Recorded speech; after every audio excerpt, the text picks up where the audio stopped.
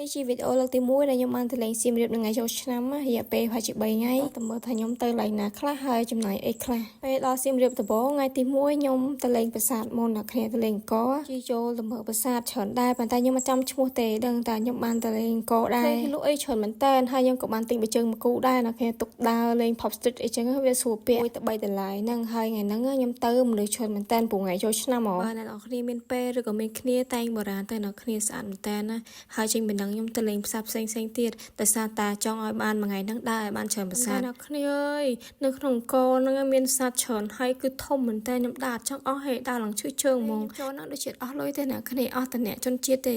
ហើយអ្នកគ្នាដើរចឹងគួរតែមានមុខឬក៏មានឆាត់មួយព្រោះពេលខ្លះក្តៅខ្លាំងឬក៏ភ្លៀងចឹងយើងមានឆាត់យើងមានអីត្រូព្រោះសុកភ្លៀងហ្មងថ្ងៃទី1ហ្នឹងគឺលេងតែប្រាសាទទាំងឯងសុទ្ធថ្ងៃហើយថ្ងៃទី2ខ្ញុំទៅលេងបាកងអ្នកគ្នាឡើងបាកងភូមិខ្ញុំហ្នឹងក៏ស្អាតដែរអ្នកគ្នាត្រេងគាត់ក៏ឆ្ងាញ់ដែរត្រៃថោកសំរុំហើយទីឃ្លៀធំហ្មងនិយាយទៅនៅនឹងមាន activities ច្រើនណាស់អ្នកគ្នាចង់លេងអីក៏មានដែរវាលេងឡើងញ៉ាំអីមានលេងបាញ់ព្រួយអញ្ចឹងតែថ្ងៃហ្នឹងខ្ញុំទៅបានទៅលេងបាញ់ព្រួយមួយទេដោយសារតែខ្ញុំមានកម្រងទៅបាញ់ព្រួយអញ្ចឹងខ្ញុំទៅលេងទៅបាញ់ព្រួយទៅមុខហ្នឹងទេហើយបាញ់ដូចជាម្នាក់ទៅ$5ទេបាញ់យូរដែរអ្នកគ្នាកន្លះម៉ោងឲ្យដែរយូរអ្នកគ្នាចេញពីឡើងបាញ់ព្រួយហ្នឹងគឺខ្ញុំទៅលេងកន្លែងមានត្រីហ្នឹងតែខ្ញុំភ្លេចឈ្មោះបាត់ហើយធំគឺគិតផ្សេងមនុស្សតូចគឺគិតផ្សេងហើយគិតខ្ញុំមនុស្សធំដូចជាម្នាក់$11តែចូលឆ្នាំហ្នឹងក៏មនុស្សច្រើនដែរប៉ុន្តែអត់អីទេអ្នកគ្នាយើងអាចមើលបាននឹងអាចថតបានកន្លែងហ្នឹងក៏មានឡើងមើលច្រើនដែរមិនមែនតែត្រីទេមានខ្លាមានអីផ្សេងក៏ប៉ុណ្ណឹងទៀតច្រើនណាស់វីដេអូខ្ញុំដាក់អស់ទេហើយអានេះជាថ្ងៃដែលខ្ញុំចេញទៅវិញពេលព្រឹកណាគ្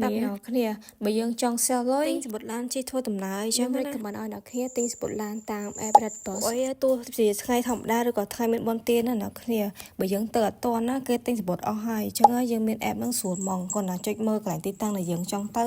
ហើយរើសថ្ងៃដែលយើងចង់ទៅហ្នឹងទិញសំបុត្រតាមកក់តាមហ្នឹងបានហើយសំខាន់ណាស់វាស្រួលទៀតក្នុង app វាមានឡានច្រើនមែនតើសម្រាប់ booking ហើយអ្នកដែលទៅ download ថ្មីយើងមានការ discount នៅការប្រើកូប៉ុងដើរលេងណាអ្នកគ្នាបើយើងប្រើកូប៉ុងដើរលេងហ្នឹងហើយយើងនឹងទទួលបាន$2 discount ហើយយើងបាន$6នៅក្នុង cashback ទៀតតែចំណេញទៀតអ្នកគ្នាអាចចុចកន្លែង refer ហ្នឹងហើយ copy code ដើម្បីឲ្យមិត្តភ័ក្តិអ្នកគ្នា download app ហ្នឹងដែរគាត់ register account Red Bus ហើយអ្នកគ្នាគាត់អាចប្រើលេខ code របស់យើងទៅអ្នកនឹងទទួលបាន$5ក្នុងម្នាក់ហើយមិនបានតែយើងទេគឺបានតែមិត្តភ័ក្តិយើងទៀតអញ្ចឹងបើយើងមានមិត្តភ័ក្តិដើរលេងឬក៏បងប្អូនអីចឹងយើង copy link ឲ្យគាត់ប្រើទាំងអស់គ្នាអ្នកគ្នានឹងទទួលបានលុយកាន់តែច្រើនទុកខ្សំប្រើថ្ងៃក្រោយទៀតណាយើងចង់ទៅណាអី booking លើក្រោយអីយើងចំណាយលុយតាន់ទីឯងនិយាយទៅ booking តាម Red Bus សេវាកម្មឡានល្អហើយស្រួលជិះទៀត